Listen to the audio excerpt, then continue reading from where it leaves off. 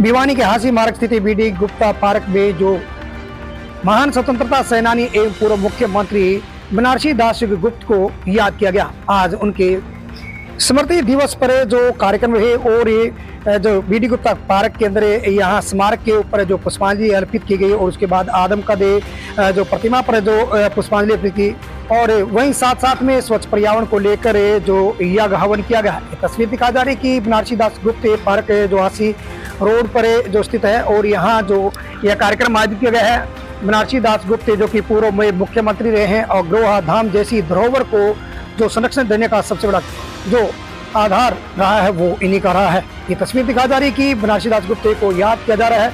Park के अंदर उनके जो आदम का दे जो प्रतिमा है, प्रतिमा स्थल पर है जो उनको पुष्प माला जो पहना करे और उनकी जय घोष करे उनको याद किया गया है।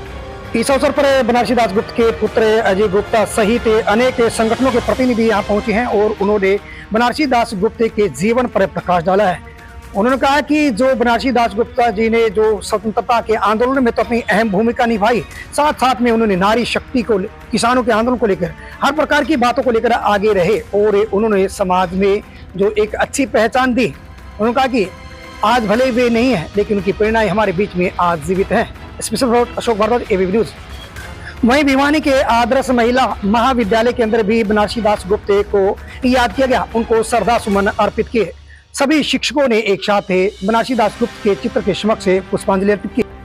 बनारसी दास जो कि पूर्व में मुख्यमंत्री रहे हैं और महान स्वतंत्रता सेनानी रहे हैं और उन्होंने स्वतंत्रता के बाद में जो शिक्षा के ऊपर बहुत काम किया। आदर्श महिला महाविद्यालय और वैश्य महाविद्यालय जैसी अनेक संस्थाएं खड़ी की। हाँ जी, बाबूजी का तो शुरू से ही आदर्श महिला महाविद्यालय को उन्होंने इसकी जब स्थापना की तो उनका ये मानना था कि एक महिला, दो शिक्षित महिला दो परिवारों का भला कर सकती है।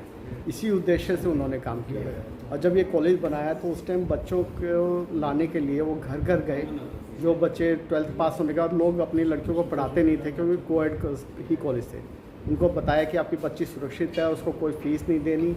और इस तरह से उन्होंने बच्चियों को आगे बढ़ाने के लिए ये कार्य किया। और इस कॉलेज के गुप्ता जी को याद किया गया। बनारसी दास गुप्ता जी आदर्श महिला महाविद्यालय के संस्थापक। उन्होंने इस 1970 में एक सपना देखा कि महिलाओं को शिक्षा देनी चाहिए, तो उन्होंने ये पौधा लगाया। आज ये पौधा वटवृक्ष के रूप में बन गया है। मैं समझता हूँ कि पूरे देश में बहुत सारे बैच महिलाओं के इसमें निकले हैं आज तक और 3000 से ज़्यादा लड़कियाँ आज पढ़ती हैं, तो एक बहुत बड़ी बात है। यहाँ पे बहुत बड़े बड़े ऑफिसर्स, बहुत बड़े बड़े अपना ब्यूरोक्रेट्स के साथ साथ अन्य विधाओं के बच्चे यहाँ से निकले हैं और पूरे देश में आदर्श कॉलेज का नाम है।